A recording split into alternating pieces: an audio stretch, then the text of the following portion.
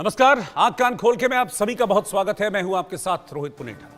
आतंक के जिन सांपों को पाकिस्तान ने पाला, जिन्हें दूध पिलाया, जिन्हें खाद पानी दिया, अब उसने पाकिस्तान को ही डसा है।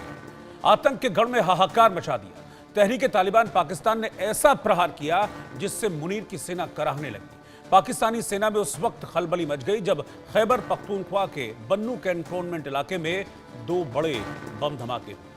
बन्नू कैंटोनमेंट एरिया में विस्फोटकों से लदे दो वाहनों को लेकर हमलावर घुसे और आत्मघाती हमलों को अंजाम दिया। इस हमले में 30 लोगों की जान चली गई है, जबकि 41 लोग घायल बताए जा रहे हैं। टीटीपी के इस हमले से शहबाज शरीफ की नींद उड़ चुकी है, मुनीर की परेशानी बढ़ गई है और सवाल खड़े हो रहे हैं कि क्या पाकिस्तान का काम ये टीटीपी तमाम कर देगा?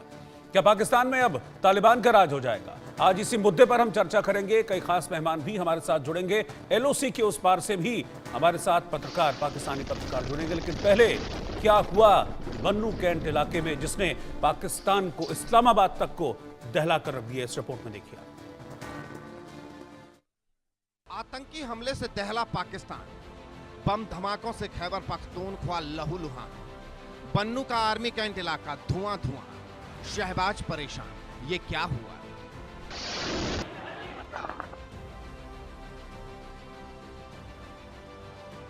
आतंकियों का मददगार पाकिस्तान इस वक्त आतंकी हमलों से बाप बाप चिल्ला रहा है। शायद ही ऐसा कोई दिन गुजर रहा हो जब पाकिस्तान का कोई हिस्सा बम धमाकों से न दहल रहा हो।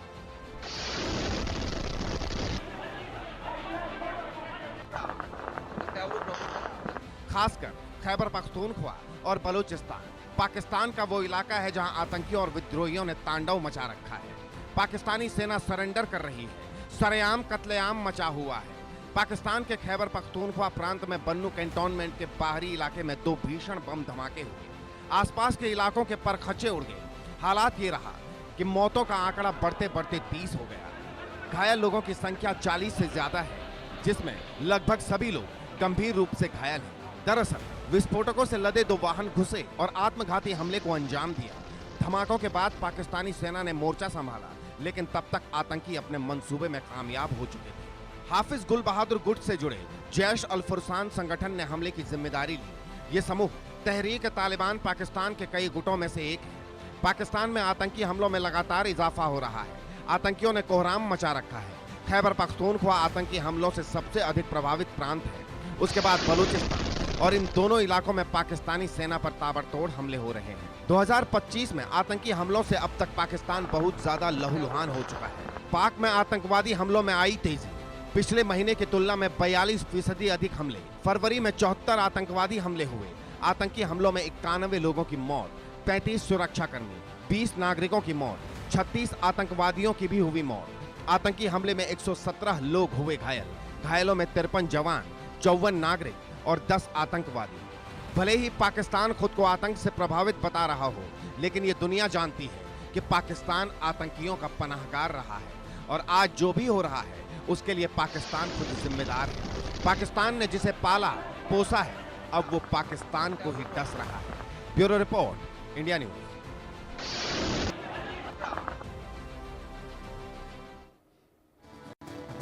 तो आत्मघाती हमला हुआ और पाकिस्तान दहल उठा। सवाल यही है कि क्या पाकिस्तान के पास तालिबान का कोई इलाज है, और क्या ये जो कल अटैक हुए हैं, ये हमले हुए हैं, ये आत्मघाती हमला हुआ है, क्या ये उस एयर स्ट्राइक का बदला है जो पाकिस्तान की तरफ से अफगानिस्तान पर की गई थी? और अफगानिस्तान ने ये कहा था कि इस एयर स्ट्राइक में हमारे 100 से ज्यादा लोग मारे गए हैं, जिनमें महिलाएं हैं, जिनमें बच्चे हैं। तो क्या तालिबान ने ये आत्मघाती हमला करके उस एयर स्ट्राइक का बदला पाकिस्तान से लिया है? मेरे साथ कुछ खास मेहमान जुड़ रहे हैं। मैं सबसे पहले इंट्रोड्यूस आपको कराता हूं और फिर हम चर्चा की शुरुआत करेंगे। मेरे साथ group captain retired VN Jha, senior defence expert इस वक्त जुड़ गए हैं। Brigadier retired Vinod Datta, defence expert इस वक्त साथ में हैं, वो भी हमारे साथ जुड़े हैं। प्रोफेसर मनोज कुमार विदेश मामलों के जानकार हैं, और मुजफ्फर अली चौधरी साहब पाकिस्तान से वरिष्ठ पत्रकार हमारे साथ जुड़े हैं। आप सभी का मैं बहुत बहुत स्वागत करता हूं। लेकिन सबसे पहले मुजफ्फर साहब, मैं आपके पास आना चाह रहा हूं। ये बड़ा अटैक हुआ है पाकिस्तान पर, जो बन्नू कैंट इलाके में हमला हुआ, और यह कहा जा रहा है कि यह टीटीपी का ही पूरा प्लान था और सेना का जो कैंट इलाका था उसको निशाना बनाकर यह हमला किया गया है। क्या ये उस अटैक का बदला है? पाकिस्तान में क्या चर्चा है इस बात को लेकर, जो एयर स्ट्राइक पाकिस्तान ने की थी अफगानिस्तान पर, क्या ये उसका बदला है? देखिए, पहले तो ये मैं बोलूँ कि बिल्कुल पाकिस्तान हिल गया है, बहुत ज़्यादा ये ज़ुल्म हुआ है, बहुत ज़्यादा जिस तरीके से वहाँ पर लोगों की शहादत हुई है, ये एक प्रॉक्सी वार चल रही है जिसको अफ़गानी सपोर्ट कर रहे हैं। इसके पीछे टीटीपी वाले लोग भी हैं, कुछ अफ़गानी जो पाकिस्तान के अंदर मौजूद हैं, उसको ये लोकली वो भी सपोर्ट कर रहे हैं। आपको पता है कि पाकिस्तान ने तकरीबन ये लाखों जो अफ़गानी वो मौजूद थे, कुछ अभी जा चुके हैं और कुछ बाकी मौजूद हैं, लेकिन अभी भी वो उनके राब्ते जो है वो टीटीपी के साथ है और वही जो हो रहा है उसको पाकिस्तान दूसरी बात ये है कि इस हमले को नाकाम बनाया गया है। आप यहाँ पर बता रहे हैं कि ये हमला कामयाब है, ये इस हमले को नाकाम बनाया गया है। अगर ये हमला कामयाब होता तो बहुत ज़्यादा नुकसान जो है वो बढ़ जाता, लेकिन ये है कि पाकिस्तान की जो आर्मी है उसने वक़्त के ऊपर उनको रोका और उनमें 16 के करीब जो दहशतगर्द थे वो मारे गए हैं। इसमें 5 के करीब जो जवान हैं वो भी शहीद हुए हैं और 13 के करीब जो आम लोग थे, जो एक रिहायशी इलाका था उसमें वो भी शहीद हुए। तो ये 2 गाड़ियाँ जो टकराई हैं, बारूद से भरी हुई गाड़ियाँ, उन्होंने कैंट की जो दीवार थी वो कैंटोनमेंट की, उससे टकराई। उसके बाद में इसमें 4 के करीब जो है वो खुदकुश बमबार थे और ये मिलकर उन्होंने सबने वो अटैक किया।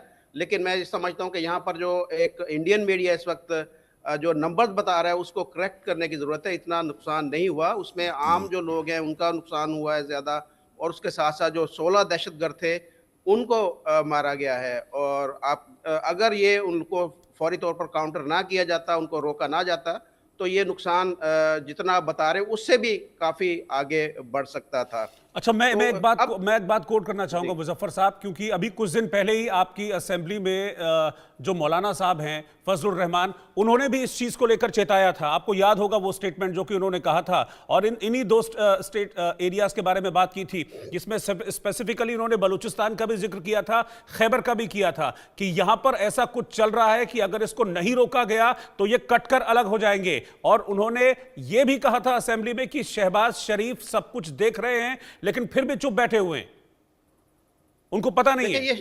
ये शहबाज शरीफ ने तो नहीं ये काम करना, ये काम तो करना सिक्योरिटी एजेंसी जो है वो उस इलाके के अंदर वो काम कर रही है। आपको पता है कि इससे पहले भी इस तरह के हालात यहाँ पर रहे हैं और बड़े अच्छे तरीके से उनको हैंडल किया गया था। लेकिन ये अब इसके ऊपर काम चल रहा है। इसके ऊपर आप देखें कि आने वाले कुछ अरसे के अंदर ये जितने भी इस तरह के दहशतगर्द हैं जिनके ताने बाने जो है अफगानिस्तान से जाकर मिलते हैं, टीटीपी से मिलते हैं और कुछ जो लोकल्स हैं उनको उनकी सपोर्ट है, तो ये आप देखेंगे कि इसके ऊपर पाकिस्तान के जो सिक्योरिटी एजेंसीज हैं वो बहुत जल्द काबू पा लेंगे। हमारा बहुत नुकसान हुआ है, हमारी बहुत सारी जानें गई हैं, बहुत सारे लोग जो हैं वो इसके अंदर, वो आम लोगों की भी जानें गई हैं, इसमें जो सिक्योरिटी एजेंसीज हैं उनकी भी जानें गई हैं। बिल्कुल इस बात और के फेवर में रमजान नहीं के अंदर हाँ, अब देखिए ये मारने वाला मुसलमान है और रमजान के अंदर अफ्तारी के वक्त वो मार रहा है। वो किस तरह का वो एक माइंड सेट लेके आ रहा है कि वो जो आम लोगों को भी मार रहा है और वो आर्मी के लोगों को भी मार रहा है, वो मुसलमान है। और मजे की बात ये है, तो ये अब इन लोगों को कंट्रोल करना पड़ेगा, होना चाहिएगा। लेकिन मैं यहाँ पर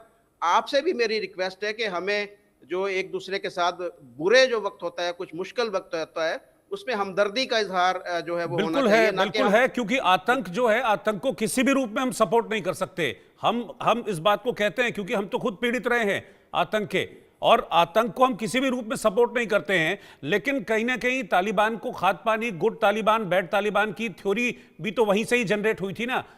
जब अपना अच्छा हो रहा था तब तालिबान को सपोर्ट हो रहा था।